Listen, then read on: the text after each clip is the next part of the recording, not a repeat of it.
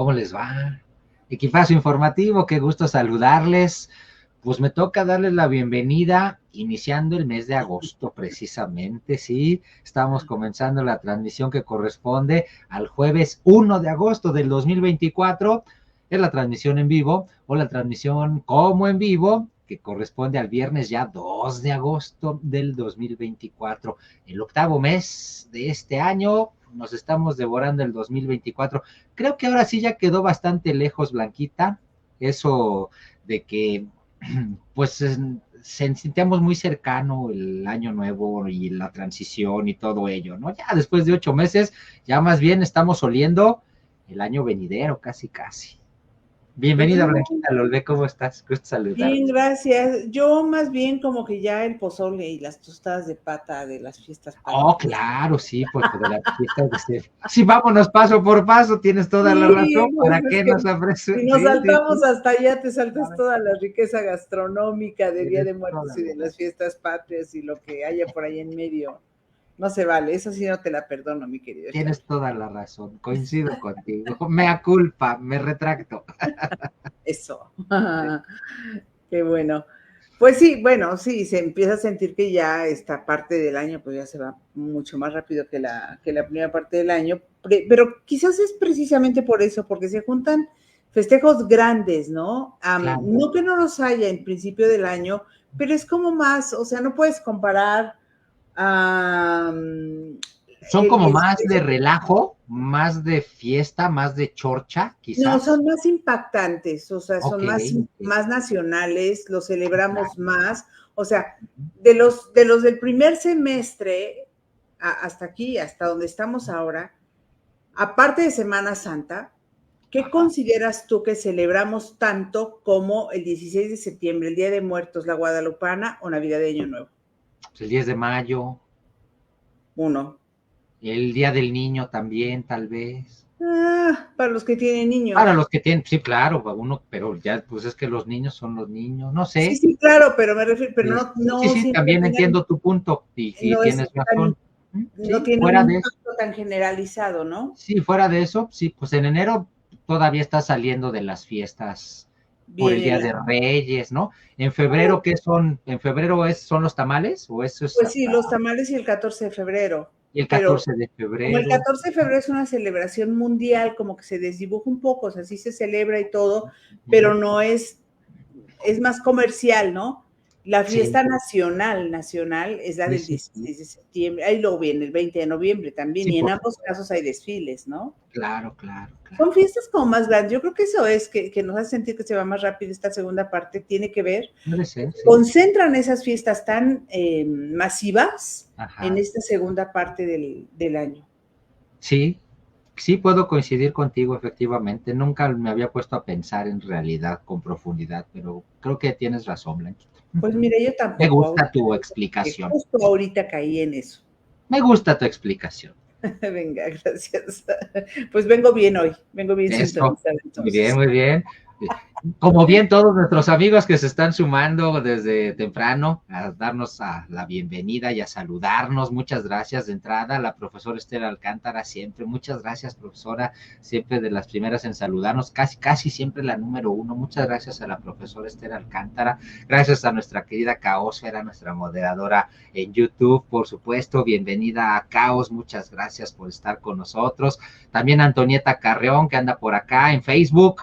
Bienvenida Antonieta Carreón, muchas gracias. El Huasteco dice, llegando y laiqueando el día de hoy, mañana sabrá Dios, el camino así es. Tiene Bienvenido toda la Huasteco, razón, efectivamente. toda Y la llegó razón. muy filósofo, ¿no? Precisamente, honesto, muy bien. Gracias al profesor José Luis Estrella Cienfuegos, muy bienvenido, profesor, qué gusto que esté también con nosotros. Gracias por acompañarnos. Nuestra queridísima Carmen Castro también, nuestra moderadora en Facebook. Gracias, Carmen, bienvenida. Gusto en saludarles. Gracias a todos. Pues, como dice el Huasteco, llegando y likeando, por favor. Ahí les vamos encargando para que suene a verso sin esfuerzo.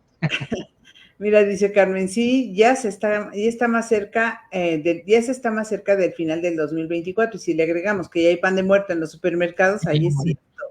Ya vi el pan de muerto el otro día. Qué barbaridad. ya no tenemos ya no tenemos respeto por ese tipo de cosas. Pues nos llevan deprisa, ese es el asunto, que en pos de la comercialización y la venta y demás, pues nos llevan así corriendo a lo que sigue, y a lo que sigue, y a lo que sigue, y a lo que sigue, y entonces estás en el pasado, en el futuro, pero no te dejan disfrutar el presente, pero esa ya es una determinación personalísima, ¿no? Que Carlos, que Blanca, que Caosfera, que Antonieta, que José Luis, que decidamos, pues disfrutar el momento más importante que es aquí y ahora, ¿no? Fíjate, me quedé pensando en esta parte, lo último que dijiste sobre, y lo que estamos comentando, el hecho de que ya hay pan de muerto casi en cualquier temporada, lo mismo que si quisiera uno Sí. buscar roscas de Reyes, las encontraría, etcétera. Ciertas panaderías sí hay Ah, todo el año. Ajá. todo el año ya es casi, Yo por lo conozco menos aquí en la una capital zona. del país, yo me imagino que en todas las partes del territorio nacional habrá lugares en donde si se lo proponen puedan conseguir ese tipo de cosas fuera de temporada. Pero fíjate que estaba yo escuchando que también hay frutas ahora ya que no son de temporada, Ah, pero sí, las hay claro. todo el año. Sí. Y eso de alguna manera pues es como que no sé si me sonó ahorita o así me lo pensé, son como que señales de los tiempos modernos, ¿no? Abundancia y tenemos de todo ya, gracias, no sé si a la tecnología, a las modificaciones genéticas, a la ciencia, veto a saber. No, no sé exactamente, porque sí puede ser la tecnología, sí puede ser al diferente uso diferenciado de las tierras, también al transporte, ¿no? Sí, sí, sí, Que sí. ahora es mucho más fácil, más eficiente y pueden llegar. Ahora, sucede eso y nosotros lo notamos porque vivimos en una gran urbe, una de las ciudades más grandes Claro, del mundo, claro. entonces, claro que se ocupan de hacer llegar pues frutas de todas las temporadas. Hay supermercados en donde encuentras pues no sé, por decirte algo, naranjas o toronjas, porque las naranjas o las toronjas no son de todo el año, Exacto. las encuentras en todo el año, ¿no? De buena calidad. Claro que ahí el asunto es que pagas más caro por las que no son de temporada, porque o vienen de Estados Unidos, o vienen de China, o vienen de veto a saber dónde, y entonces pues tienes que pagar eso, la importación, ¿no? Son con Claro. frecuencia productos importados. Y desde luego también estás consumiendo un producto que no es tan necesariamente fresco, porque lo que Eso. haces es cortarlos antes de que maduren para mantenerlos verdes, congelarlos en verde y luego ya descongelarlos para que terminen de madurar. No sé si hay algún tipo de proceso, no sé exactamente cómo sea eso, pero creo que así es un poco la concepción, así platicado muy rápidamente, ¿no? Entonces, Interesante. yo fíjate, estaba pensando en estos días, las razones, muchas veces se dice, por ejemplo, en diciembre, esto se cita mucho en diciembre, hay que comer fruta de temporada, que es la fruta que tiene más vitamina C, como la guayaba, que se da Claro. mucho, la naranja, que se da mucho, mandarina, que se da mucho, porque es lo que necesitamos en esa temporada, ¿no? Exacto. La naturaleza es sabia porque nos lo da, pero si nosotros somos sabios, también consumiremos eso a favor de nuestro bolsillo, porque las frutas de temporada serán generalmente más baratas que las frutas que no lo son. Por ejemplo, en este momento ya no es temporada de mango. Pues tú Ah, buscas mango, muy probablemente sí vas a encontrar, pero claro. es temporada de tunas. Entonces, la tuna seguramente va a ser más abundante y vas a encontrar más barata la tuna que el mango. Por ¿De qué poner más es temporada, Blanquita, sabes? de lotes, Ok, del que sí, cacahuacincle, qué rico. Ujú. que es el de grano grande. ¿De qué otra cosa es temporada ahorita? Déjame pensar. Ay, yo necesito. Papaya, ¿ya no? No, sí, la papaya es de las frutas que hay todo el año, porque esa se produce todo el Ah, año en los árboles que están en zona tropical. Esa es otra de las ventajas de nuestro país. Por sí, ejemplo, esa fruta la tenemos todo el año de producción nacional por las grandes extensiones de costa que tenemos, ¿no? claro. Mira. ¿De qué es temporada también? Híjole, no sé. Tengo muy claro que de la tuna, Ujú. como frutas, falta un poquito todavía para el negro, el que viene del maíz también, el que es muy sabroso y muy rico. El El hongo del maíz, ¿cómo se huitlacoche, llama?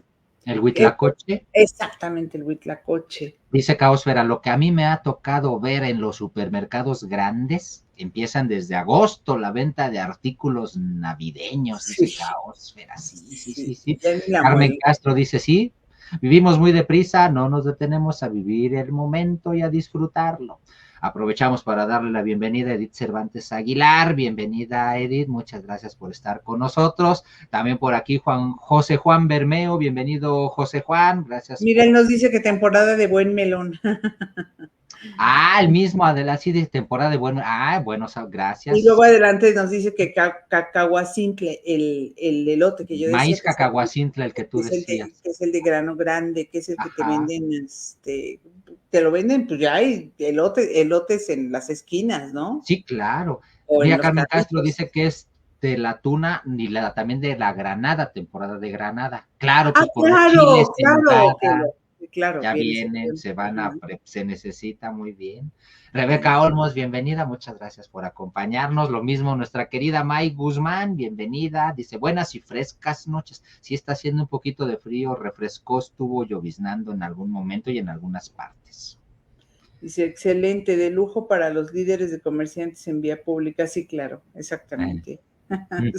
Pues sí. Y hacen su agosto, sobre todo también es temporada de cerezas. De cerezas, dice Carmen Castro, efectivamente. Sí, y si se dan cuenta, por ejemplo, las cerezas que habitualmente o que con mucha frecuencia es más o menos de las frutas que son caritas, ahorita no está tan cara precisamente porque es la temporada. Entonces, si somos más inteligentes en el ejercicio de nuestras finanzas y protección de nuestras finanzas, aprendamos a comprar frutas de temporada y verduras también de temporada. También los higos, dice Carmen. Muchas gracias. Los higos también. Pues ahí está, ya tienen opciones para que también le ayuden al bolsillo. Sí, y en verduras supongo que vendrán los guasoncles, ya, las verdolagas, ya también. Los romeritos, no, todavía no, eso falta, ¿verdad? Todavía no. Eso es hasta diciembre.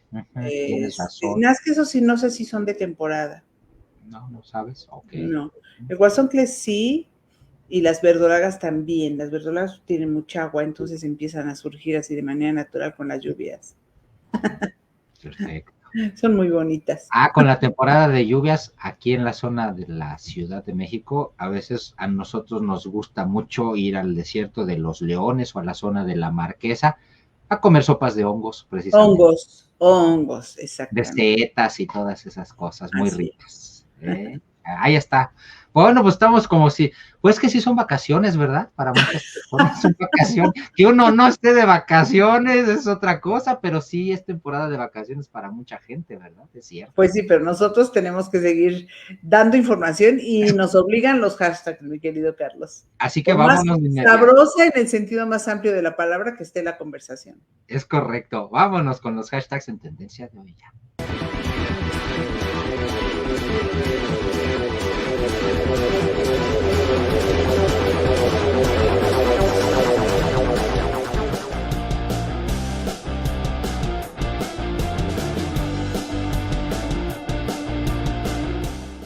Bueno, y el primer hashtag en tendencia de hoy es Antony Blinken. Blinken, como ustedes saben, es el secretario de Estado de los Estados Unidos y pues manifestó la postura de los Estados Unidos respecto a las elecciones en Venezuela, las elecciones del pasado domingo, en donde Maduro canta su victoria, pero la oposición y varios otros países o dudan o acusan fraude. Hay 3 países que más bien dudan y que lo que piden es que se aclaren, que sea transparente el conteo de todos los votos, y estos son Colombia, Brasil y México, que están en esta postura de pedir que las cosas se hagan pues como deben ser y que además pues se resuelvan de manera pacífica, porque hay que decir que sí ha habido conflictos en Venezuela al grado de que pues quien fuera la candidata en su momento, candidata perdedora, y ahora se presentó en fórmula con el candidato ganador a las elecciones allá en Venezuela, pues ha manifestado que está pues prácticamente escondida, ¿no? María Corina Machado, sí. María Corina Machado, porque teme por su vida. Entonces, y como ella, pues, y hay muchas voces de venezolanos fuera de su país que se fueron por las condiciones en que las que estaban en su país por la persecución política y demás, que lo que piden es que se respete el voto de los venezolanos, que además, dicho sea de paso, salieron a votar en masa, como nunca se había visto antes que salieran a votar. Pero hay que decir que el órgano de control de las votaciones, de las elecciones, pues que organiza las elecciones en Venezuela, Colegio Nacional Electoral se llama, está bajo el control de pues el gobierno en turno del dictador, ¿no? De Nicolás Maduro. Entonces, la tiene bastante difícil. El chavismo efectivamente no quiere irse, parece ser. Fíjate que No, lo que me llama parece, muchísimo, sí, pues parece, Blanquita, pero ¿sabes por qué lo digo así? Porque por primera vez, de alguna o de otra manera, existe esa percepción generalizada, a pesar de que no estemos allí en Venezuela, por eso lo digo, pero existe esa percepción generalizada de que sí fue mucha más la oposición la que salió a las calles, sí existe esa percepción generalizada de que la gente quiere un cambio de régimen, es más, tan existe que precisamente por eso es que hasta México, con un presidente como Andrés Manuel López Obrador, no se ha atrevido a ir más allá para respaldar a Nicolás Maduro. A lo más que ha llegado Andrés Manuel López Obrador, además de a pedir transparencia, que me parece que es lo correcto, lo adecuado, lo pertinente, pues a lo más que ha llegado es a decir que hay por allí pues actores de derecha que no tienen calidad moral, ¿no? Y que están impulsando precisamente, pues pareciera ser un movimiento. Llegó también el presidente López Obrador a desacreditar a la OEA, a la Organización de Estados Americanos, y a su dirigente Luis Almagro. Una iniciativa, por cierto, que se pretendía que se concretara en la OEA para pues hacerle un llamado a Venezuela, que no tuvo eco por la abstención de México y algunos otros países. Es decir, el asunto está bastante dividido. A mí me parece que la moneda está en el aire. Hoy por hoy resulta difícil pronunciarse a favor o en contra de algunos o de otros. Más bien, lo único que puede uno hacer, en lo particular es a lo más que llego, es a subrayar el hecho de que Nicolás Maduro no ha podido presentar las actas que demuestren su triunfo. Y eso, al final de cuentas, es quizás lo más importante, más allá de declaraciones de la OEA o incluso más allá de reconocimientos por parte de Estados Unidos, como el que ha hecho Anthony Blinken precisamente, al mencionar que los datos electorales, eso fue lo que escribió en un mensaje en X, los datos electorales demuestran abrumadoramente la voluntad del pueblo venezolano. El candidato de la oposición democrática, Edmundo González, obtuvo la mayor cantidad de votos en las elecciones del domingo. Los venezolanos han votado y sus votos deben contar. Y esto se ha interpretado pues como el reconocimiento de los Estados Unidos al candidato opositor en Venezuela por encima de Nicolás Maduro, que lamentablemente pues incluso ya hasta se atrevió a decir que va a poner unas cárceles especiales en las que quiere meter a los opositores, y por eso lo que tú mencionabas, que María Corina Machado ha dicho pues que ya en estos momentos sí tiene un poco de temor por ese asunto y está resguardada, ¿no? Ha llamado incluso a una manifestación, María Corina Machado, y es muy curioso porque hay un dato que me parece interesante, y es el hecho de que una vez que Estados Unidos reconoció a Edmundo González, como ya lo dijimos, como ganador de las elecciones, pero el anuncio de Estados Unidos, de Anthony Blinken, llega pocas horas después de que Rusia anunció una visita de Nicolás Maduro para homenajear el resultado de las elecciones en Venezuela. Digamos que es una respuesta dura y directa por parte del gobierno de los Estados Unidos. 3 países se han pronunciado a favor y han reconocido el triunfo de Nicolás Maduro, y me parece que el hecho de que estos 3 países sean los países que son, lo hayan reconocido, nos habla de lo que se está viviendo en Venezuela. Son Rusia, con Putin al frente de ese país desde hace muchos años y por muchos años más en el futuro, porque ha modificado las leyes a su gusto para que eso se permita. Cuba, que va más o menos por lo mismo, ¿no? Una dictadura que nada se ha cambiado de nombre, pero que sigue siendo régimen castrista, donde pues no hay elecciones libres, por Dios, ¿no? Y China, donde tampoco hay elecciones libres, sino un dominio absoluto, total y control absoluto y total también del Partido Socialista, ¿no? Entonces, o del Partido Comunista, perdón. Entonces, esos son los tres países, son los tres modelitos de país que apoyan a Nicolás Maduro y que reconocen su triunfo al frente del gobierno de Venezuela. El resto de los países, por ejemplo, Argentina, que no reconoció el triunfo, y que al contrario, que empezaron a hablar de fraude, pues lo que hace Nicolás Maduro es correr a las representaciones, ¿no? De los países que no lo reconocen. Bueno, el que nada debe, nada teme, ¿no, señor Maduro? Entonces, pues ahí está la cosa, ¿no? Brasil, Colombia y México, esto me pareció también muy interesante, que tuvieran una reunión, hicieron una llamada conjunta tripartita para ponerse de acuerdo. Redactaron un comunicado en donde solicitan lo que tú ya decías, entre los tres. Se redactó en Brasil por el equipo de Luis Ignacio Lula Silva y después fue dado a conocer, pero firmado, signado por los tres países, que es, pues, básicamente que avancen de forma expedita y den a conocer los resultados desglosados de cada mesa de votación, lo que equivaldría un poco al voto por voto, casilla por casilla. Ahora, lo hacen estos tres gobiernos, en lo que me parece que es una actitud bastante prudente, frente a un conflicto que ya ha cobrado algunas víctimas mortales por las revueltas populares que se han dado y en donde se ha visto esta actitud autoritaria y imprudente, me parece también, impositiva de Nicolás Maduro y de su equipo. Sí, completamente de acuerdo, Blanquita. Pues me parece que no hay mucho más que decir en estos momentos sobre este hashtag en tendencia de hoy. Dos cosas, querido Carlos. Una, que el secretario general de la OEA anunció que va a pedir una orden de arresto contra Nicolás Maduro. Ok. Esa es una. Y la otra es que la oposición dice que ellos sí pueden demostrar y sí tienen el conteo y pueden demostrar el resultado del 80% de las actas, cosa que Nicolás Maduro no ha podido hacer. Entonces, hay para tener como más elementos para el análisis. Perfecto. Y simplemente quizás decir por último que entonces el asunto es cuestión de tiempo.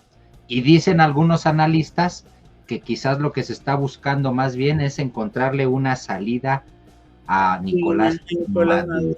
Efectivamente. El tiempo nos dirá si eso pasa o si de alguna o de otra manera Nicolás Maduro logra hacerse con actas que demuestren su triunfo.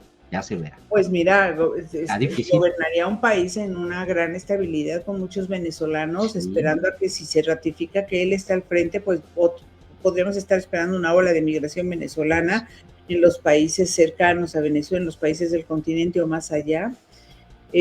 Por lo pronto, 20 venezolanos que ya han fallecido, más de 1,000 encarcelados, hay 11 desapariciones forzadas, eso es lo que se da a conocer por parte del equipo de la oposición, que el gobierno, por supuesto, y sus aliados, que son todos los que están en el gobierno, no lo van a reconocer. Es correcto. Pues ahí está Antony Blinken, nuestro primer hashtag en tendencia de hoy. Dice Carmen Castro, Rusia, China y Cuba apoyando a Maduro, no se puede esperar menos de estos países si están en el mismo canal. Decía antes, cárceles especiales para opositores, eso es una dictadura y persecución política, efectivamente. Y por acá antes decía que no entiendo cómo es que Maduro haya ganado. Bueno, si este señor reforma las leyes a su antojo, no me extraña que lo haga y tenga las autoridades e instituciones a su merced. Claro. Sobre los asuntos previos, el profesor José Luis Estrella Cienfuegos nos dice que en la UAM van en la tercera semana de clases, no tienen vacaciones ahorita en la Universidad Autónoma Metropolitana. Buen dato, gracias, profesor. Y los romeritos, dice Carmen Castro, creo que no son de temporada. De hecho, en Xochimilco y Milpalta es donde se producen, pero su venta alta es en diciembre. Caósfera decía... En Semana Santa. Ok, en Semana Santa, cierto. Y Caos... Y son más ricas las frutas de temporada, porque por lo general las que no son de temporada, pero las encuentras todo el año, no saben igual. Los transgénicos no son ricos por lo general. Sí, son insípidos. Cierto. Muy bien, pues ahí estuvo nuestro primer hashtag en tendencia de hoy.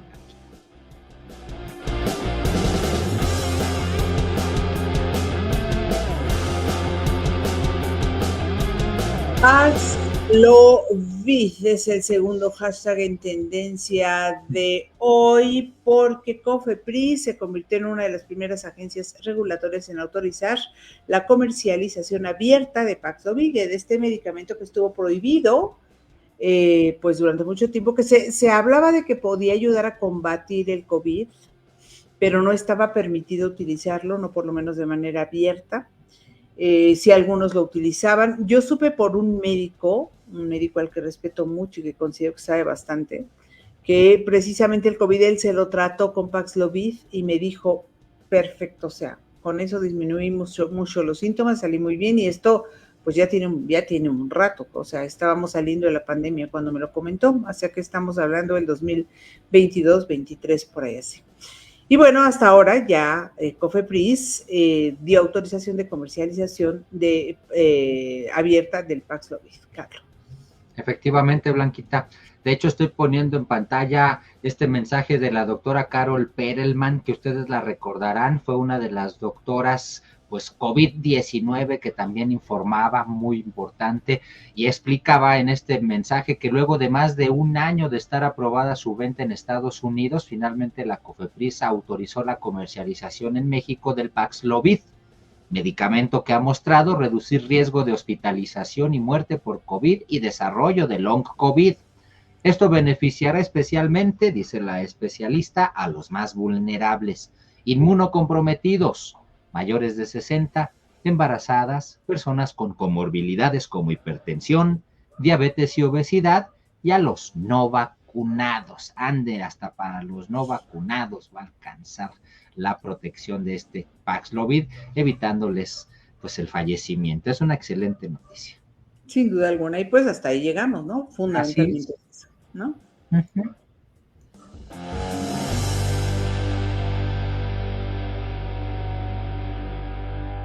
Iman Khelif es el siguiente hashtag en tendencia de hoy. Tiene que ver con la muerte del jefe militar de Hamas en un bombardeo en Gaza, mi querido Carlos. No, Blanquita.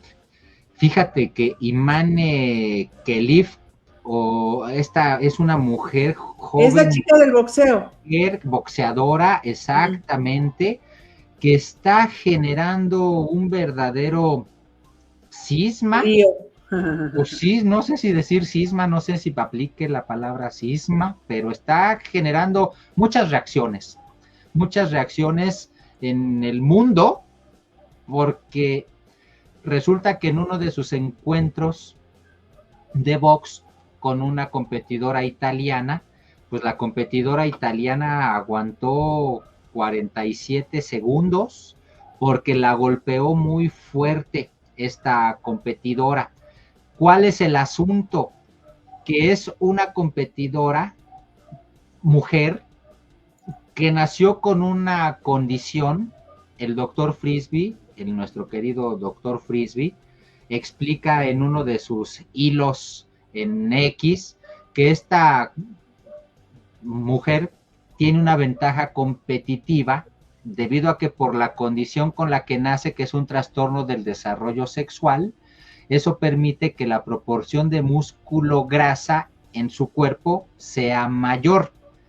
Esto se traduce también, o esto significa también la concentración de testosterona, le da una fuerza y velocidad, pues, superior. Es como, digamos que es una mujer superdotada de alguna manera, con mayor fuerza y capacidad, y por lo tanto, pues golpea muy, muy fuerte. El asunto, por desgracia, es que, pues ya saben que la gente es de lengua muy fácil y empezaron a acusar a esta competidora de ser una mujer trans cuando no lo es.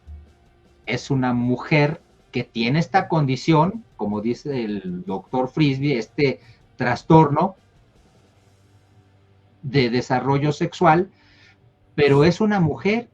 El asunto es que por desgracia o por fortuna, pues en estos tiempos ya hay una Asociación Mundial de Boxeo que le hizo determinados exámenes a esta boxeadora y no le permite luchar. ¿Por qué razón?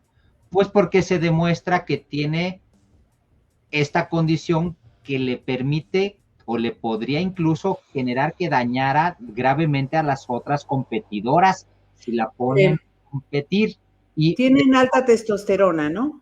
Exactamente, y eso le da mayor fuerza, le da mayor capacidad al competir Sí. de manera particular en el boxeo, puede producirle un riesgo a sus otras competidoras, como pasó con esta italiana que recibió un golpe en la nariz y a los 47 segundos dijo, me retiro porque jamás en mi vida había sentido un golpe tan fuerte, fue lo que dijo.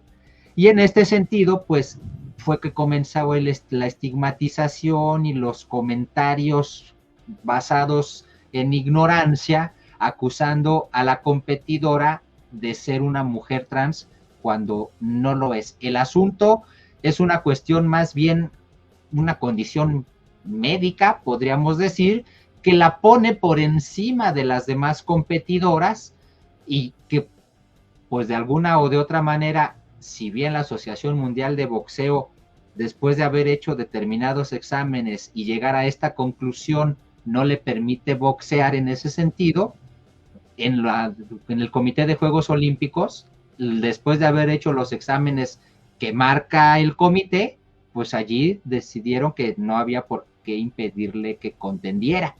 Y ahorita el escándalo, pues está todo lo que da, mi querida Blanquita. En opinión del doctor Frisbee, él dice que si esto se permite, dice si esto es permitido, el boxeo olímpico y profesional para mujeres está destinado a desaparecer. Bueno, es una cita que hace el doctor Frisbee. Como dice Carmen por acá, es una condición clínica la que se llama hiperandrogenismo y a la larga incluso puede desarrollar problemas de salud como diversos tipos de cáncer. Son mujeres cisgénero. Hay dos, está ella y otra chica taiwanesa que se llama Lin Yuting. Ambas han estado en el ojo del huracán. Dice Caosfera y nos recuerda, porque esto también es cierto, que esta joven le hizo mucho daño a una contrincante mexicana en una competencia previa a los Juegos Olímpicos y la descalificaron. Y ahora a la pobre chica italiana con un golpe la hace renunciar. Carmen dice, leí muchos comentarios en los que acusaron a la competidora argelina de ser hombre, transexual y no sé qué tanto más. Es cisgénero, que nace con un género indeterminado y a la hora de nacer pues ya se determina que, no sé si de acuerdo con algunos estudios, pues si es hombre o mujer, porque nacen así como sin género. No sé qué es lo que vaya a hacer la Asociación Mundial de Boxeo, que es la que está metida ahorita en este lío por este asunto, por estas No, dos. la Asociación Mundial de Boxeo no. La Asociación Mundial de Boxeo es la que le impide No, boxear. Es el Comité Olímpico Mexicano eso, el más bien. comité de boxeo, sí, el comité olímpico, bueno, los encargados de boxeo. Sí, el Comité Olímpico. Sí, pues, no sé qué vayan a determinar, pero yo estaba a lo largo del día observando las diferentes reacciones y demás, y sí, efectivamente, lo que tú dices, hay una disparidad en la fortaleza, hay una disparidad en la velocidad, hay una disparidad en varias cosas por esta condición específica que tienen, y no es remoto que haya cada vez más deportistas con esta condición. No sé si en un futuro, y tampoco sé si tú y yo lo vamos a alcanzar a ver, pero en esta apertura que está viendo de muchas cosas en los Juegos Olímpicos, bueno, ya hubo exhibición de breakdance y no dudamos que en el futuro puede haber competencias de breakdance a nivel olímpico, ya hay skateboarding, ya es deporte olímpico y algunas otras cosas, ¿no? La bicicleta esta también de saltos ya es deporte olímpico y no lo era, o sea, las cosas están cambiando, no sé si en esa misma ruta, en el futuro, en el mediano, no sé si en el cercano, pero en el mediano futuro se pueda ver una categoría para este tipo de personas con esta condición específica dentro de los mismos Juegos Olímpicos, tomando en consideración la disparidad en la fortaleza física de las unas y las otras, ¿no? O sea, los cisgénero que fueron determinados masculinos y los cisgénero que fueron determinados femeninos tendrán que competir en categorías aparte. Me parece, eso es lo que me parece que sería lo más salomónico en algún momento, en un momento dado, pero vamos a ver. Dice Elizabeth Aguirre que Argelia es un país musulmán y no permitirán una cirugía o cambio de identidad si hubiera nacido hombre. Argelia sí, efectivamente, es muy rígida, muy dura, muy rigurosa en esa materia, porque, pues, precisamente porque el islamismo es la religión predominante. Por cierto que los argelinos, cuando desfilaron, cuando participaron en el desfile, desde su embarcación en el río Sena, lanzaron flores desde la embarcación en homenaje a los argelinos muertos durante precisamente pues la invasión francesa o el colonialismo, digamos, francés. Ya saben que fueron largos años de pues represión, de sometimiento, en fin, a este pequeño país que es Argel, y ahora sucede esto en Argelia, pero tiene mucho. Mira, me corrige Elizabeth, gracias Elizabeth, dice que el break dance o breaking dance ya es deporte olímpico y en esta olimpiada se estrena. Mira, ok. Yo pensé que era de exhibición solamente, pero mire, ya saltó, entonces los cambios van más rápidos de lo que yo estaba previendo. En fin, en su país, dice Carmen, mostraron documentos que acreditan a Iman Khelif como mujer. Aquí la cuestión es que condiciones clínicas como esta podrían analizar en otros deportes o en lugar de box que compita en la halterofilia. Bueno, puede ser también. Híjole, no sé. Y es que allí el asunto en realidad es el que dice Carmen Castro, porque a final de cuentas, y lo subrayaba el doctor Frisby también, aquí el asunto es que por esa condición, al enfrentarse a su contrincante, podría dañarla severamente. Sí. Esa es la clave, porque había algunas personas que le refutaban al doctor Frisby en su mismo mensaje. Entonces, imagínese lo que pasaría en el básquetbol, le decían, donde hay personas que el jugador más bajo mide 1,60 y tantos y el más alto 2,20 m. Dice, ni modo que los que miden menos se vayan a quejar ahora de estar en una competencia desigual con los que le sacan 20 o 30 centímetros de diferencia en la estatura. Y el doctor Frisby les contestaba, a ver, aquí el asunto clave está en el hecho de que por esta circunstancia, esta competidora podría dañar a sus compañeras. Esa es la clave. Y ahí es donde porque es un deporte de contacto. Exacto. Por tratarse de box, así de simple. Dice Caosfera, pero sí, yo también pensé en eso, Caosfera. Dice, pero si ella quiere boxear y es buena para eso, sí, si trae el boxeo en sus venas y no la halterofilia. O sea, a mí no me interesa la halterofilia, yo quiero boxear. Claro, lo entiendo también. Que compita con otras competidoras en su misma condición, sería lo más justo. Estoy completamente de acuerdo. Y eso está perfecto, pero será cuando haya suficientes, mientras no haya contra quién compite. Y ese es el asunto, por eso es que no es tan sencillo. Sí, yo también pensé en eso, y ya lo hemos comentado en algunos otros espacios. Sí, pues sí, que compita con los que sean que sean de la misma característica. Pues sí, pero ¿dónde están? Y el problema es que mientras tanto, ella sentiría que la están discriminando, que le están negando su derecho. En fin, la discusión por algo es que se ha convertido en lo que se ha convertido. Un tema que difícilmente vamos a poder agotar en un momento. Otro deporte que se estrena en esta Olimpiada de escalada en muro. Gracias, Elizabeth Aguirre. Gracias. Había aquí un comentario, porque además me da mucho gusto ver aquí a José Juan Bermeo. Hace mucho que no sabía de José Juan Bermeo y me da mucho gusto saber de él. Dice, pues no vieron la escena en la apertura de los Juegos Olímpicos dándonos el mensaje con la coreografía de la última cena con una cultura inclusiva. Qué fuerte, ¿no? Hay una cultura inclusiva, sí, y yo te invito, José Juan, a que te quedes al final en las buenas del equipazo, porque ahí vamos a encontrar varias cosas interesantes a este respecto. Y eso está bien, sobre todo hablando de Francia, que Francia es el país del amor, donde se permite el amor pues en todas sus manifestaciones. Hubo una aclaración por parte del Comité Olímpico y del comité organizador, en el sentido de que no se trataba de la última cena. Lo que el artista, el director de todo el evento, trató de recrear fue el banquete de Dionisio, que es otra cosa completamente distinto a la última cena. De ninguna manera, pero sí, mucha gente se empezó a imaginar que era la última cena. No, si vemos el cuadro del banquete de Dionisio, pues vemos exactamente eso. Lo que pasa es que en ambos casos, bueno, pues es un cuadro que retrata un evento en una mesa larga donde hay pues un centro, un personaje central y otros personajes. Por eso hubo una confusión y muchos, sobre todo en la cultura occidental, consideraron o creyeron que se trataba de la última cena, pero no lo era. Solamente quería comentar eso. Muy bien, Blanquita, está perfecto. Sí, sí, sí. Pues al final de cuentas, diríamos, son los nuevos tiempos. Y más allá de que sean los nuevos tiempos, porque cuando uno dice son los nuevos tiempos, pareciera ser que las cosas aparecieron en los últimos momentos por generación espontánea y eso no es así, Blanquita. Creo que tú me entiendes perfecto y puedes abonar al respecto. Quisiera leer los comentarios de Caosfera. Dice, ya está la chica taiwanesa y seguro habrá otras que también fueron descalificadas y no intentaron llegar a los Juegos Olímpicos. Es que yo me quedé pensando justo en eso, en que probablemente hay más cisgénero, pero no llegan porque las descalifican precisamente por esa condición. Entonces, por eso creo que sí se tendría que abrir esa clasificación. Dice Caosfera, la DJ que se supone representar a Jesús posteó antes de todo el escándalo que sí era la última cena, pero después borró esos posts y dijo que era lo de la bacanal. Pues sí. Carmen Caso, estamos en una época en donde todo lo que se dice o piensa debe ser políticamente correcto porque se cae en el riesgo de ofender a medio mundo, también de los extremos.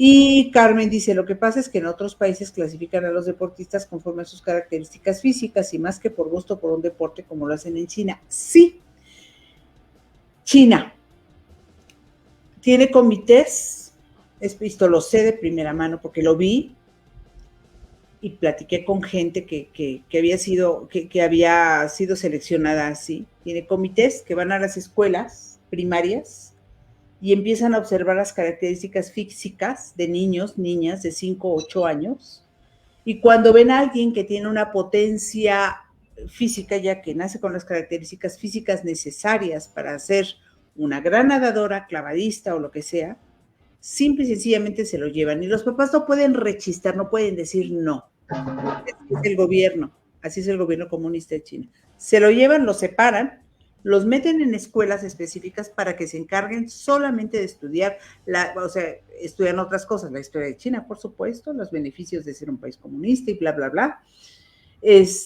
Pero los enfocan al desarrollo de la disciplina para la que fueron seleccionados y en la que, según los de los comités, están ellos, cuentan con habilidades suficientes para responder, no a sus papás, no van a ser el orgullo de sus papás, no van a ser el orgullo de sí mismos, no, van a ser el orgullo del gobierno chino al que van a dejar bien para que pues el mundo diga que son muy buenos en muchas cosas, pero hacen esto, los separan de su familia a los 5 u 8 años de edad. Eso es lo que hacen. No pueden elegir, porque a lo mejor cuenta con las características idóneas para ser boxeador o boxeadora, pero resulta que quiere ser pianista, ¿no? Pues no puede elegir. Muy bien.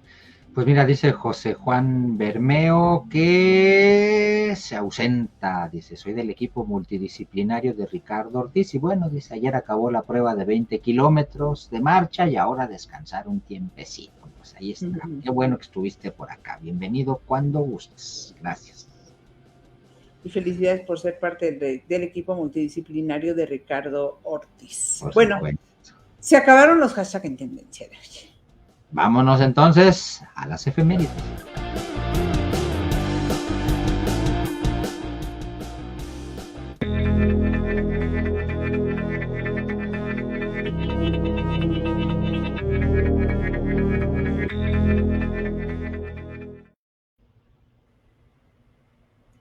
Y tenemos, querido Carlos, una efeméride especial.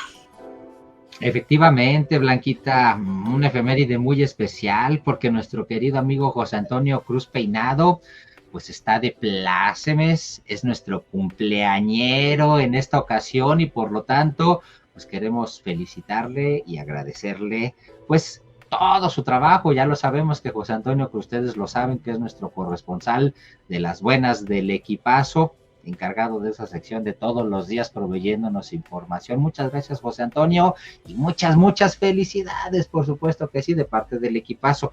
Acá Blanquita dirá, ¿a quién traemos para darte una felicitación al estilo del equipazo? A Marty el payaso. Que venga Marty el payaso.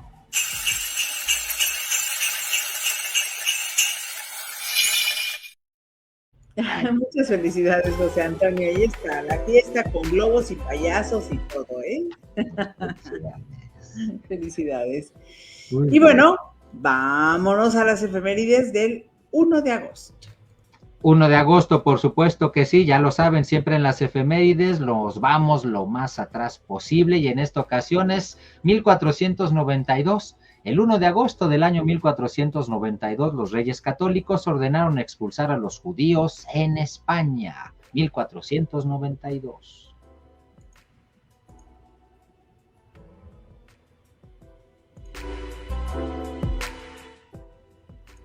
Bueno, nos vamos ahora a 1498. El 1 de agosto, Cristóbal Colón avista la primera tierra firme en el continente americano, que corresponde con la actual Venezuela.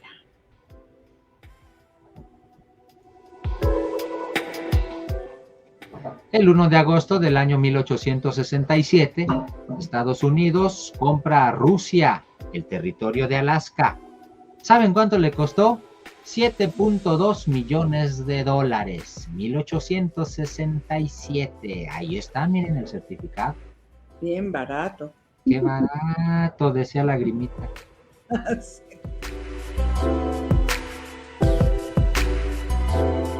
Vámonos hasta 1920, el 1 de agosto, Gandhi comienza una campaña de desobediencia civil que desencadenó la independencia de la India ante el dominio británico. 1 de agosto de 1920. El 1 de agosto de 1981 empezó a transmitir el canal de televisión MTV allá en los Estados Unidos. Todavía sigue transmitiendo, ahora transmite cada cosa tan rara, pero al principio eran puros videos, si no me falla la memoria. 1981 comenzó la transmisión.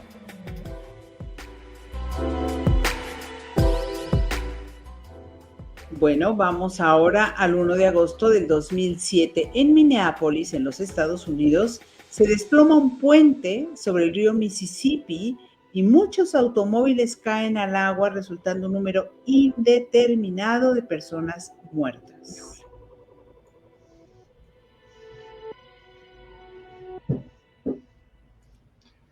Llegamos al 2 de junio, 2 de agosto, perdón, 2 de agosto ya, pero ya saben que nos vamos muy atrás. Bueno, pues esta vez nos vamos al 2 de agosto del menos 47, o sea, del 47 antes de Cristo. Julio César sentencia la célebre frase Veni vidi vici, traducida como vine, vi, vencí. Esto tras la victoria de la batalla de Sela a Farnaces II del Ponto. Allí surgió esa frase. Desde antes, 47 años de esta era, el 2 de agosto, Julio César dijo Veni vidi vici. ¿Qué tal? Hoy aprendimos una frase en latín. Eso.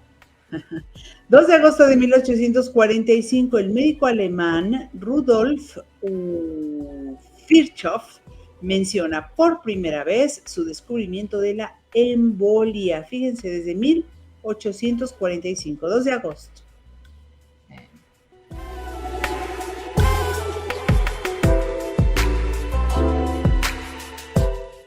También el 2 de agosto, pero del año 1934.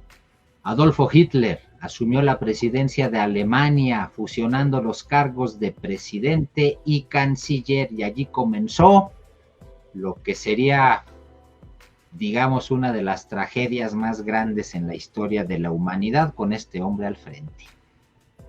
No es bueno darle todo el poder a un solo hombre, ¿no? No, jamás será bueno. O a una sola persona, más bien, porque puede ser hombre o mujer. Mujer, claro. 2 de agosto de 1996, en los Juegos Olímpicos de Atlanta, el conjunto español de gimnasia rítmica obtiene la primera medalla de oro olímpica para la gimnasia española. A su llegada a España, los medios de comunicación las bautizaron como las Niñas de Oro. El equipo estaba compuesto por Marta Baldó, Nuria Cabanillas, Estela Jiménez, Lorena Guréndez, Talia Lamarca y Estíbaliz Martínez. Y como las pueden observar, eran unas niñas. Sí. Por eso las Niñas de Oro.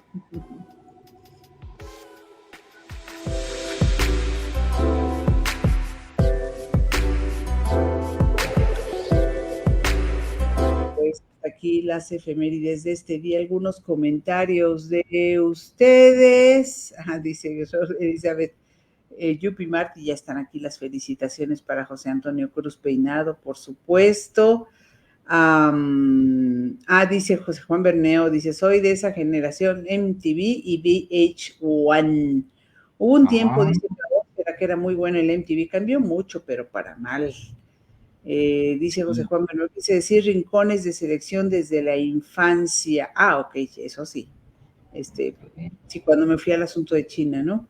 La época nazi, dice Elizabeth Aguirre Rodríguez, recordando a Hitler. Efectivamente, pues ya está aquí tras bambalinas nuestro querido amigo, el profesor Arturo Lechuga Lozano, porque nuestro jueves redondo no puede serlo sin él, así que le damos la bienvenida como se debe.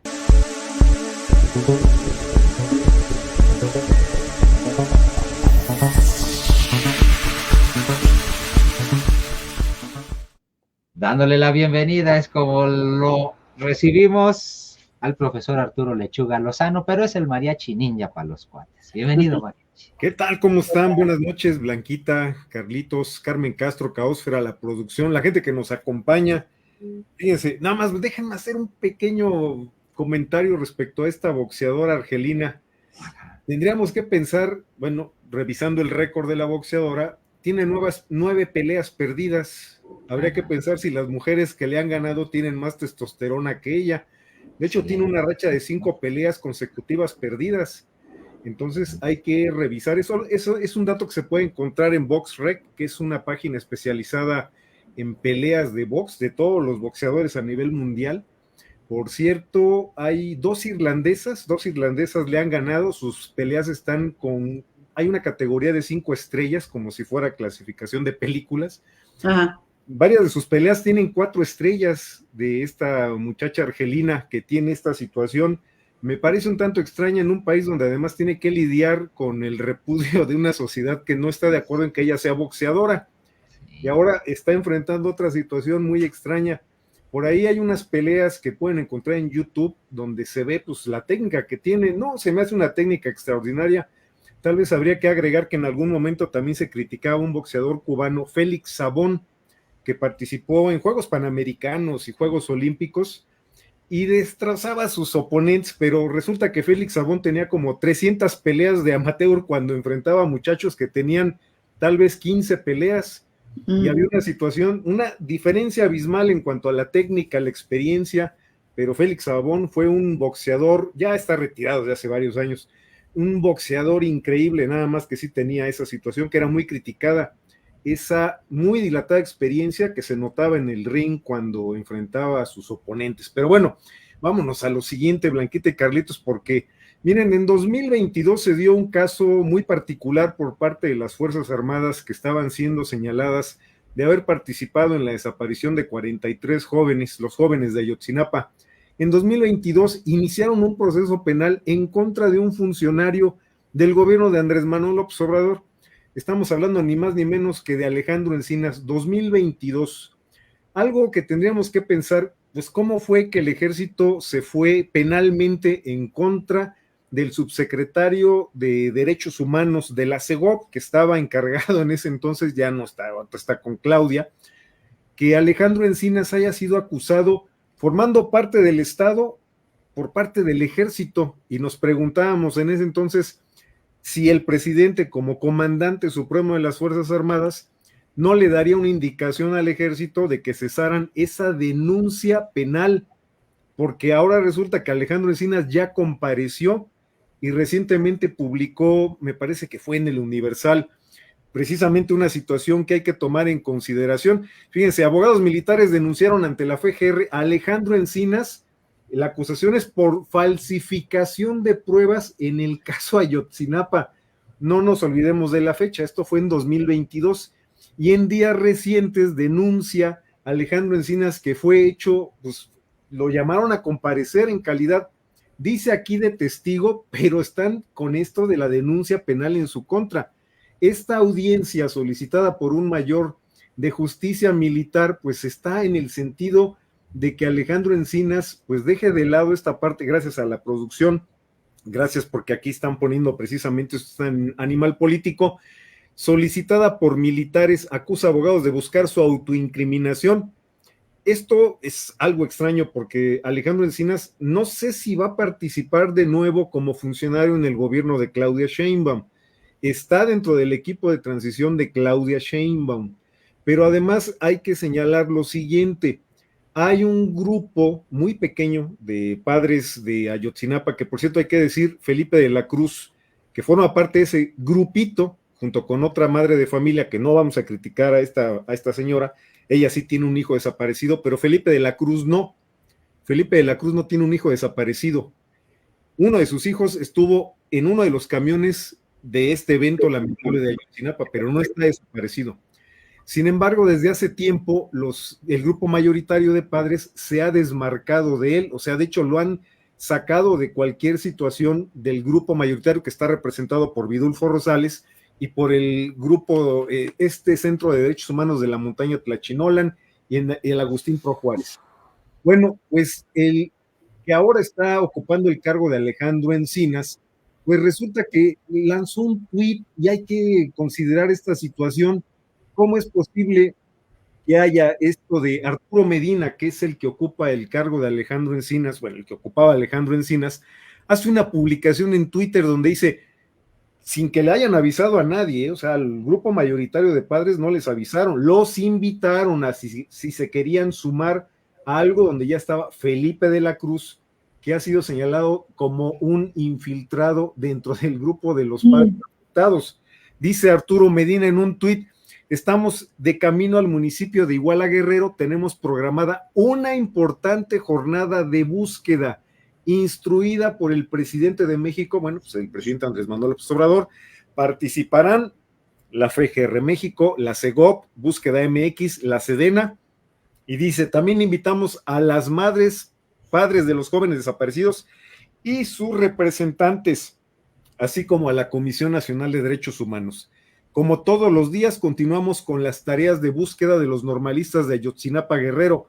Hasta el último día de esta administración trabajamos de sol a sol y con el compromiso y anhelo de encontrarles. Bueno, lo que podría yo decir dentro de la parte del análisis que me corresponde es: el gobierno le apuesta a dar madruguetes al grupo mayoritario. Gracias a la producción por ponernos aquí el tuit, porque ha habido graves desacuerdos. Ha habido una carta de los padres de Ayotzinapa dirigida al presidente Andrés Manuel López Obrador, derivado de que el presidente no rindió un informe a los padres de familia, mandó un documento donde está su opinión, su apreciación, su suposición de qué fue lo que ocurrió con los jóvenes de Ayotzinapa. Por cierto, hay que decir que deja libre de toda responsabilidad al ejército mexicano. Hay que mencionar que además de Alejandro Encinas denunciado penalmente, también derivó este asunto de que las Fuerzas Armadas se inconformaron con el rumbo que estaba adquiriendo la investigación, pues en la salida de Omar Gómez Trejo, un fiscal que yo creo que todo el mundo en el gobierno le apostaba que no iba a avanzar. Muy particulares. Resulta que encontraron documentos que al parecer había la instrucción de destruirlos. Ya saben aquí cómo funcionan las cosas.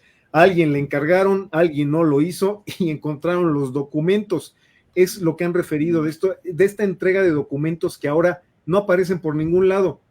Bueno, ya hasta desapareció la información de García Paniagua, el papá del señor Omar García Harfuch, ¿no? En su participación de Omar García Paniagua, del señor García Paniagua, en el tema de la represión durante los años 70, ¿no? Entonces, una situación donde vemos que el presidente pues seguirá exculpando al ejército, no hace nada respecto al tema de la denuncia penal que hay en contra de Alejandro Encinas. Alejandro Encinas medio se defiende. Omar Gómez Trejo está en el extranjero porque, bueno, pues ha habido señalamientos muy duros por parte del actual gobierno en su contra, a pesar de que con él se dieron avances importantes al haber hecho un equipo de gente que no estaba contaminada con las prácticas de las fiscalías y de lo que aquí ya sabemos qué ocurre con quienes se dedican a investigar, que a veces no investigan, sino que solamente fabrican versiones, o bueno, difícil se ve la situación para el tema de Ayotzinapa.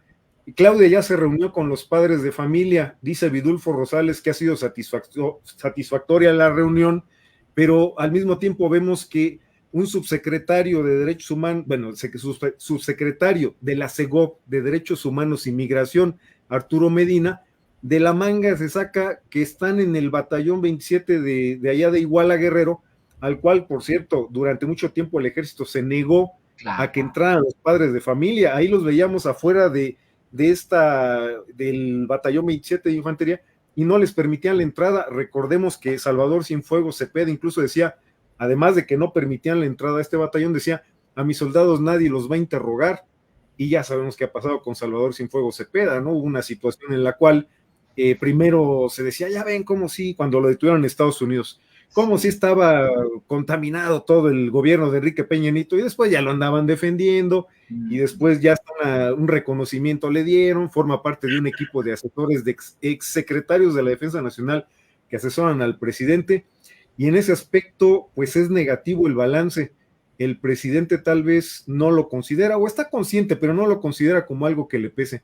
Pero a él le va a tocar cargar con esa responsabilidad de haber prometido que iba a haber justicia, verdad y reparación del daño, y que al final de pronto no disimula cuando hace críticas en contra de los padres diciendo que son manejados por el grupo de abogados que los representa, y que al GIEI, bueno, pues que los mueven otros intereses, que hay una conjura internacional en contra de las Fuerzas Armadas de este país, pero al mismo tiempo tenemos a los estadounidenses, que seguramente son a los que se refiere, operando libremente para secuestrar a un señor líder del narco y llevárselo a Estados Unidos. Pues así está la situación, Blanquita y Carlitos.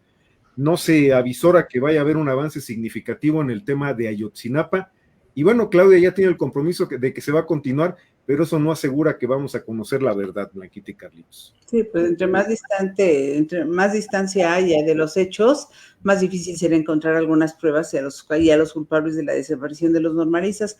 Hay un grupo, no todos los padres de los 43 estudiantes desaparecidos estuvieron de acuerdo con entrar a las instalaciones del ejército del 27 Batallón. Había varios que no, asesorados por Vidulfo Rosales Sierra, que me parece que es el vocero más visible de los que coachean, de los que representan pues a los padres, el Centro de Derechos Humanos Miguel Agustín Pro y el Centro de Derechos Humanos de la Montaña Tlalchinolan. Dijeron que no porque no querían hacerle el juego al presidente Andrés Manuel López Obrador, y uno de los señores decía, es que si entramos ya no vamos a encontrar nada, las pruebas ya las desaparecieron, no tiene ningún sentido ir. Lo que sí tiene sentido es pedirle al presidente que aparezca y que entregue las 800 folios o fojas que tienen desaparecidas, porque ahí sí vamos a ver información que nos revele qué pasó, porque están desaparecidas. Esto también, por cierto, es inexplicable. Así está el asunto, y vamos a ver, porque pues había una promesa antes de que llegara a gobernar Andrés Manuel, y extrañamos ese Andrés Manuel porque, bueno, pues sabemos que ahora el ejército es una parte fundamental de su gobierno, pero pues las Fuerzas Armadas se manejan de una manera muy discrecional, muy opaca, y bueno, a lo largo de varias décadas han tenido un comportamiento que yo no creo que vaya a variar, aunque digan que se trata de pueblo uniformado. Pues la situación de Ayotzinapa es un ejemplo muy claro de esta situación, donde, por cierto, uno de los 43 estudiantes era un elemento de la Sedena infiltrado, López Patol, sin el nombre de este joven integrante de la Secretaría de la Defensa Nacional, colocado ahí para informar en tiempo real qué era lo que sucedía. Bueno, el ejército ni siquiera fue para irlo a rescatar. Sí. Fue uno de los desaparecidos, lamentable el caso, y por ahí pues, se ha mencionado que no era el único elemento de la Sedena entre los estudiantes que daba información a la Secretaría de la Defensa Nacional. Bueno, ahí está el asunto. Mencionas a la Sedena, mencionas a los militares. Causa en Común presentó un informe en donde dice que las Fuerzas Armadas terminan el sexenio de Andrés Manuel López Obrador con miles de acusaciones por presuntamente vulnerar derechos humanos. Acumulan por lo menos 4,800 quejas por violaciones a los derechos humanos. En este sexenio. Y no aprendemos, digo que lo hemos abordado creo que en múltiples ocasiones en mi canal, creo que aquí alguna vez lo llegamos a platicar. Aquí en 1996 fue una de las primeras ocasiones en que militares vinieron a hacer labor de policía en la Ciudad de México, y después ocurrió una matanza de jóvenes que sí estaban involucrados en temas delincuenciales, pero 6 jóvenes de la colonia Buenos Aires fueron ejecutados aquí en la Ciudad de México, una ejecución extrajudicial. Eso precipitó la salida de estos militares de la seguridad pública. Estaban en las calles y no mejoró la situación de seguridad. Sánchez, no, ¿cómo se apellidaba este general? Enrique Salgado Cordero fue el que estuvo encargado, un general encargado por Óscar Espinosa Villarreal. Al siguiente año, bueno, gana Cuauhtémoc Cárdenas, definitivamente sacan a todos los militares. Hay una policía aquí en la Ciudad de México que funciona con sus detalles. De hecho, es una policía de 90,000 elementos, es el equivalente a los efectivos de la Secretaría de Marina Armada de México. 90,000 policías, es una de las policías más grandes del país, y más o menos da resultados, pero de pronto pues vimos el cambio. Ya teníamos aquí a la Guardia Nacional y ya estaban construyendo cuarteles, algunos ya no se han llevado a cabo, pero pues se ha visto un giro del discurso de los militares a los cuarteles, no más sangre, a de repente esta incorporación de las Fuerzas Armadas, y la Secretaría de la Defensa Nacional se hará cargo de la Guardia Nacional. Tendríamos que pensar si realmente van a estar obedeciendo a la Secretaría de Seguridad Ciudadana o a la Secretaría de la Defensa Nacional, que esa es otra de las discusiones que se estará pendiente de revisar, porque esto que ocurrió con lo del Mayo, habría que decir, y si participaron también las Fuerzas Armadas y no le informaron a la Secretaria de Seguridad y al presidente Andrés Manuel López Obrador, sería difícil no pensar que estuvieron enteradas las Fuerzas Armadas del operativo que armaron para detener, llevarse, lo que parece es que se lo llevaron secuestrado al Mayo Zambada. Entonces hay nomás como un parámetro para revisar. Ya nos iremos enterando en el transcurso, Blanquita y Carlitos. Y yo les agradezco mucho, creo que ya me extendí, y pues les mando un abrazo y nos vemos la próxima semana. Muchísimas gracias como siempre. Abrazo. Hombre, al contrario, gracias a ti, querido Mariachi, por estar aquí. No importa, el espacio es tuyo. Y aquí muchas gracias, nos estamos viendo. Al contrario, gracias, nos vemos. El profesor Arturo Lechuga Lozano, pero es el Mariachi Ninja para los cuates, siempre sin desperdicio su participación. Muchas gracias, Mariachi. Vamos a correr. Difundieron la primera fotografía de Joaquín Guzmán López con el uniforme de preso y, bueno, sorprendió el parecido con el Chapa, pues cómo no se va a parecer si es su papá. Luego fue la comparecencia también del Mayo Zambada, no dijo más que un sí, una comparecencia que duró 10 minutitos y no más, eso fue todo. Y me llamó mucho la atención, Carlos, mandaste una nota de Contralínea que decía, la entrada, la DEA capturó al Mayo y al Chapito en territorio mexicano, en clara violación a la soberanía nacional y a la misma Constitución. Los departamentos de Justicia y de Estado de Estados Unidos autorizaron que un comando de la Agencia Antidrogas estadounidense, DEA por sus siglas, hasta ahí llega. Cuando tratas de entrar al enlace, solamente que fue eliminado. Y yo me quedo lo puse con toda intención, y lo estoy comentando con toda intención, porque me llama mucho la atención que haya sido eliminado. Sí, efectivamente. Lo que es una realidad, pues es que este episodio, podríamos calificarlo así, porque es un episodio, pues definitivamente deja pésimamente parado al gobierno de México, porque en algún momento no fue el propio presidente Andrés Manuel López Obrador quien dijo que en el país no pasaba nada, que prácticamente no se movía ni una hoja de un árbol sin que el presidente lo supiera. Pues aquí desafortunadamente no le viene bien lo que ocurrió con el asunto del Mayo y de Joaquín Guzmán López, que por cierto, seguimos todavía en las mismas, esperando a ver que nos explique Estados Unidos qué hizo y cómo le hizo. Increíble, sí, pero claro, cierto. Eso lo dijo, si no me equivoco, en el sexenio refiriéndose a Felipe Calderón y a su relación con García Luna. Con García Luna, sí. Por supuesto. Bueno, el ejército israelí anunció hace un par de días, este jueves, que el jefe militar del movimiento islamista palestino Hamas, Mohamed Deif, murió en un bombardeo de las fuerzas israelíes en julio en Yan Yunis, en el sur de la Franja de Gaza. Un anuncio que llega apenas un día después de la muerte en Teherán del líder político del movimiento palestino Ismail Haniyeh en un ataque que Irán y Hamas atribuyeron también a Israel. Con lo cual, dicen los analistas internacionales, se demuestra que la Fuerza de Inteligencia de Israel está trabajando de manera ardua y muy precisa. Sigue desafortunadamente el desplazamiento de pobladores del estado de Chiapas, que quién lo diría, irónicamente ahora resulta que son mexicanos siendo asilados y auxiliados en Guatemala, ¿sí? Aunque usted no lo crea. Bueno, pues ahora también, efectivamente, habitantes, 400 pobladores de Chicomucelo huyeron de sus casas luego de que un dron arrojó una bomba. Los pobladores habrían salido el lunes por la mañana.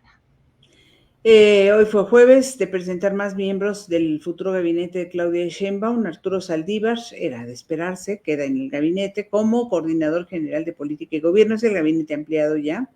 Leticia Ramírez Amaya, que es la actual secretaria de Educación Pública, de la que yo no he oído pues nada, ni para bien ni para mal, desde que está al frente de la Secretaría de Educación Pública, no sé tú, Carlos, pero Nada, bueno, va a quedar, ¿no? ¿Cómo? Nada, por supuesto. No, va a quedar como coordinadora general de Asuntos Intergubernamentales y Participación Social, y Carlos Augusto Morales, secretario particular de la presidenta, que ya estuvo con ella, él en el mismo puesto, pero en la Ciudad de México. Perfectamente. Interesante el asunto de Leticia Ramírez. Creo que de ser secretaria de Educación Pública, este nuevo papel que tendrá, pues la coloca en realidad en lo que ha venido haciendo, ¿no? Labores de logística. Y en ese sentido, me parece decir, en lo que ha venido haciendo, ¿no? Nada. En lo que ha venido haciendo antes de ser secretaria de Educación Pública, quería decir, porque pues eso era de lo que se encargaba ella al final de cuentas, y ahora regresa a labores de logística que serán lo suyo. Me parece que regresa a lo que quizás le gusta más. Interesante, pues va a estar hombro con la futura presidenta, eso que ni qué. Y el asunto de Arturo Saldívar, creo que me parece interesante el hecho de que no sé si sea una cachetada a la oposición o sea una reafirmación, porque recuerda que la oposición prácticamente daba por entendido que Arturo Saldívar tendría que casi desaparecer del mapa. ¿Y qué es lo que hace Claudia Sheinbaum? Pues lo coloca con un hombre cercano y enlace con la secretaria de Gobernación y a revisar la aplicación y la implementación de las reformas legales. No es cosa menor. Sí, claro, y sobre todo estará muy atento seguramente a la reforma judicial, que es una reforma que les interesa mucho a este gobierno y al gobierno del actual y al entrante.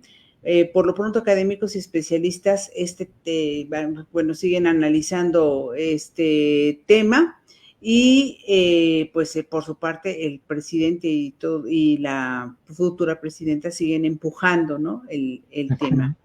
Claro. Ajá. Otro tema que también se discute mucho, claro, Carlos, es la sobrerepresentación por parte de Morena en el Poder Legislativo. Uh-huh. Ya la presidenta del Instituto Nacional Electoral dice que se respetará la ley al repartir las plurinominales. El acuerdo se debatirá el próximo 23 de agosto, así es que estaremos hablando de ello. Se supone que tiene que haber 8 representantes plurinominales por partido, dice que no por coalición, porque así es lo que determina, pues lo que determina la ley, pero como muchos no están de acuerdo, hay un grupo de académicos y especialistas que van a llevar el caso al Tribunal Electoral del Poder Judicial de la Federación y también a la Suprema Corte de Justicia de la Nación para que sean ellos quienes finalmente resuelvan. Y para no salirnos del tema, ya el propio Tribunal Electoral dio a conocer que el presidente López Obrador suma 3 infracciones a la ley electoral en sus mañaneras, donde hizo autopromoción, promoción de las obras de su gobierno.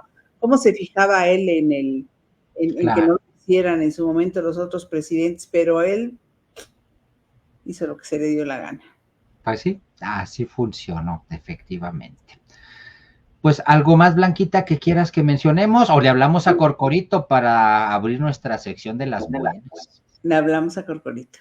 Venga, Corcorito, es Corcorito para agradecerle a nuestro querido amigo el Mariachi Ninja su aportación solidaria, como dice nuestra querida Caosfera. Viene Corcorito para ti, Mariachi.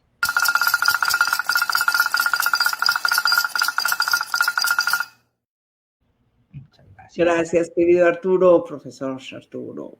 Muchas gracias. Ese apoyo. Sí se ve. Y bueno, nos vamos a las buenas del equipazo. Vámonos de inmediato, aquí están para ustedes.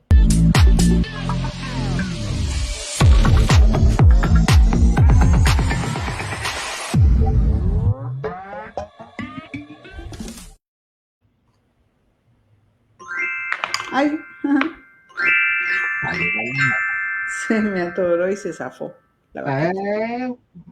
Muchas gracias, como siempre, a nuestro querido amigo José Antonio Cruz Peinado, el cumpleañero. Felicidades, mi estimado, y muchas gracias por el trabajo de todos los días para esta sección. Y Comenzamos sigue con la primera. pasando un gran cumpleaños, José Antonio. Sigue pasando un gran cumpleaños. Que siga pasando un gran cumpleaños que dure todo el mes de agosto. Abrazote. Felicidades. Y la primera buena del equipazo tiene que ver, por supuesto, pues con los Juegos Olímpicos de París. Conozcan a Elizabeth González, la mexicana que también hizo historia en judo, tras presentarse este año en lo que considera un logro adelantado. Elizabeth González, la jueza, buscará repetir lo conseguido para la edición 2028 en los Juegos de Los Ángeles, Estados Unidos, y es que ahora en París 2024, Elizabeth González se convirtió en la primera mujer jueza internacional de nacionalidad mexicana en asistir a la magna justa deportiva en la disciplina de judo, uniendo su hito, por supuesto, pues a lo logrado por la judoka mexicana Priscila Guadalupe Agüiti Alcaraz, que como todos recordarán, pues se consagró al obtener la medalla de plata en los 63 kilogramos. Pues ahí está, de alguna manera, un triunfo compartido para la judoka de entrada, algo que nos hace sentir muy orgullosos, pero también para esta jueza mexicana Elizabeth González, que estuvo allá en París, participó muy bien y espera repetir para poder estar dentro de 4 años en los siguientes Juegos Olímpicos. Definitivamente, esta es una buena del equipazo, como dice Caosfera, justamente femenina y muy mexicana. Gracias, Caos.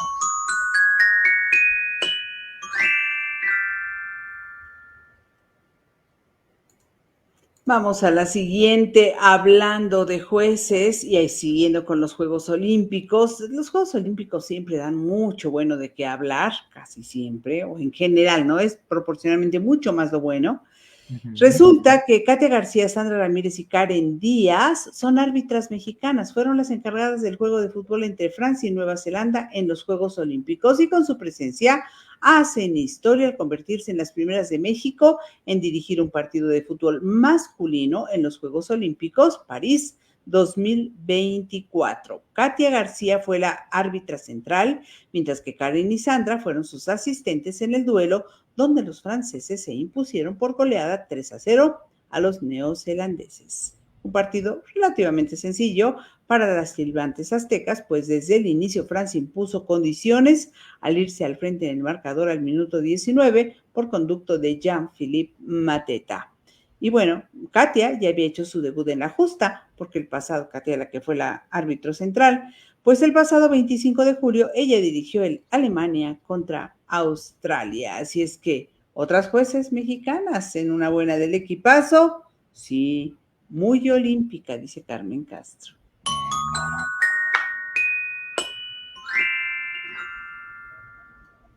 Mira, dice Carmen Castro que uno de sus amigos va a los Paralímpicos como juez en la disciplina de tenis. ¡Qué padre, Carmen! Muchas felicitaciones. Y ajá, adelante, Blanquita. Es una buena del equipazo, orgullosamente mexicana y muy silbada, sí. Y no precisamente... Ay, no, yo no sé eso no. Bueno. Siguiente buena del equipazo. Bueno, definitivamente está muy interesante porque casi nadie piensa en ello, en el hecho de que una deportista puede ser mamá y no necesariamente una deportista, alguien del equipo, una jueza, gente de la misma delegación. ¿Por qué les platico todo esto? Pues porque las salas de lactancia y maternidad han sido una realidad en los Juegos Olímpicos, en la Villa Olímpica, por supuesto. Las salas de lactancia están distribuidas en todas las sedes de la competencia, equipadas con todo lo necesario, como cambiadores y sillones para que las madres atletas puedan alimentar y estar en contacto directo con sus hijos. La guardería llamada Pampers Nursery está ubicada en la zona residencial Villa de los Atletas de los Juegos Olímpicos de París y está equipada también con juguetes, salas de lactancia, área de juegos y todo lo necesario para comodidad de niños y de atletas.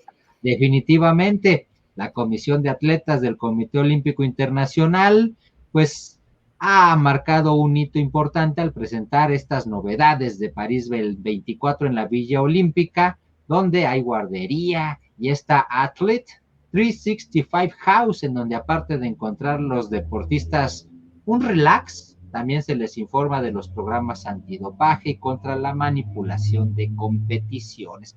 Pues de alguna manera pensando en la salud mental de los competidores, pero también en la unión familiar, con esta guardería patrocinada por la marca de pañales Pampers, que abre de 9 de la mañana a 9 de la noche. Iniciativa impulsando un crecimiento profesional de las mujeres sin importar los retos que la maternidad les impone.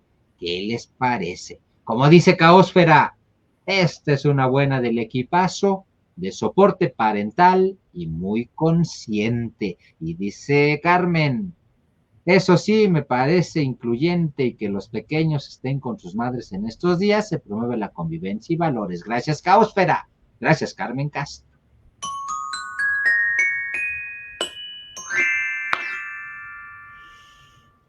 Bueno, y París, Francia, inauguró este lunes 29 de julio su Pride House. Es la Casa del Orgullo, que va a servir de punto de encuentro para la comunidad LGBTTIQ+, durante los Juegos Olímpicos, para festejar y seguir los encuentros de los atletas de esta comunidad y sus aliados.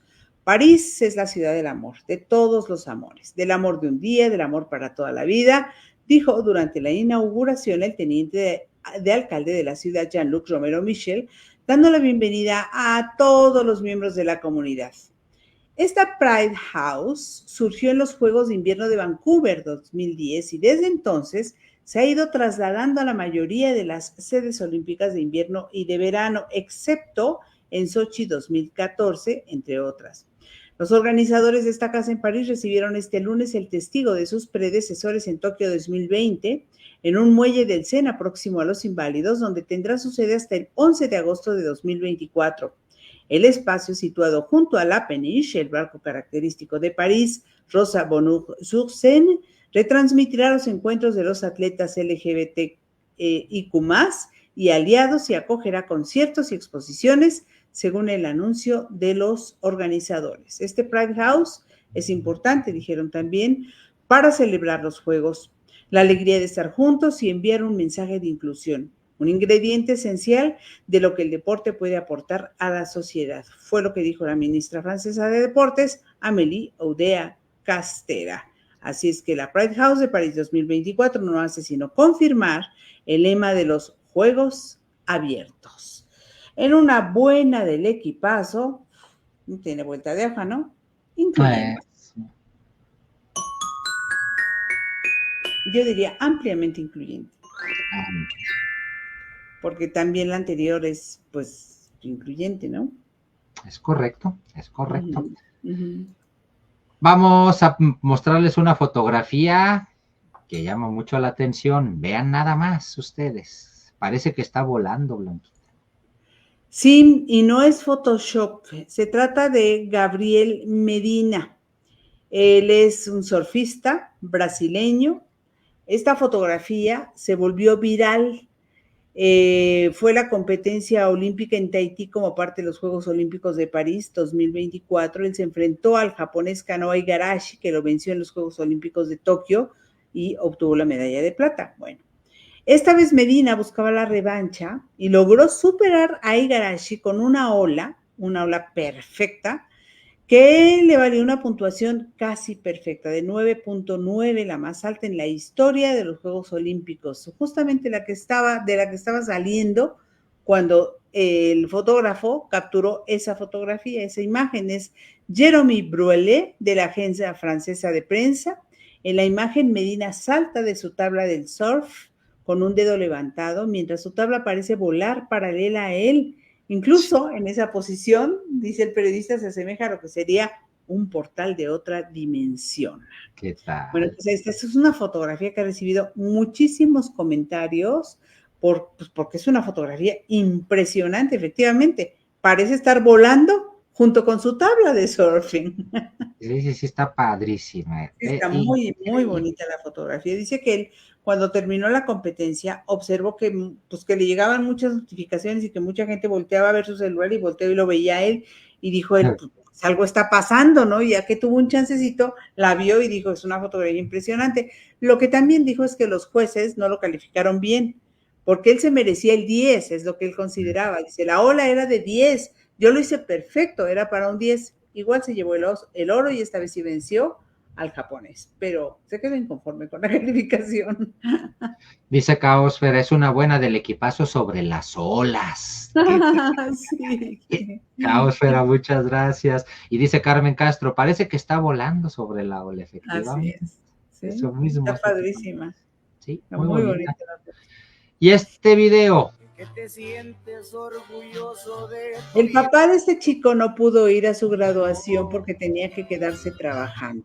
Y entonces el chico, con toga y birrete, decidió ir a buscar a su papá ahí, a la panadería, para entregarle el diploma y decirle, papá, muchas gracias. En este video de TikTok que se volvió viral y que ha hecho llorar a muchas personas, porque el señor pues estaba horneando pan, pues el hijo lo fue a sacar para darle ese abrazo y darle las gracias. Leía yo por ahí un comentario que decía, ahora pasa a ser el hijo del panadero, a ser el panadero, el padre del licenciado. ¿Qué tal? Qué bonito. Pues allí la tienen. Emotiva como siempre este tipo de asuntos. Siempre será, me imagino, un orgullo para un padre ver que su hijo se realiza profesionalmente, escolarmente, etcétera, etcétera. Bonito. Sí, es feliz. Padrísimo. Pues ya. Bueno, pues eso es para que duerman con una sonrisa, que tengan dulces sueños y que pasen un excelente fin de semana. Dice Causera que muy padre la foto en el momento preciso, sí, muy buena. Carmen Castro, un video muy emotivo, una buena del equipazo, muy talentosa y orgullosa. Y dice Caosfera, qué bello detalle el de este chico, muy bonita imagen, ambos orgullosos, en efecto. En efecto. Gracias por acompañarnos a todos los que han estado con nosotros. Por aquí apareció Luis Fernando Nava, que decía, por lo menos México participó con árbitras en el fútbol olímpico después de esa vergonzosa eliminación de los equipos sí. como el varonil. Muy cierto, Fernando, pues eso ya pasó. Gracias a todos los que estuvieron con nosotros. El próximo lunes es la cita aquí en el equipazo, no se les olvide. A las 21 horas, y como dice Caosfera, no olviden dejar su like antes de retirarse, amigos, muchas gracias. Y como dice Carmen Castro, gracias a todos los que nos acompañaron durante esta semana. Los esperamos en la siguiente, empezando el lunes. De aquí entonces, que no se les olvide que el equipazo somos todos. Chao, chao. Cuídense mucho. Gracias. Bye, bye.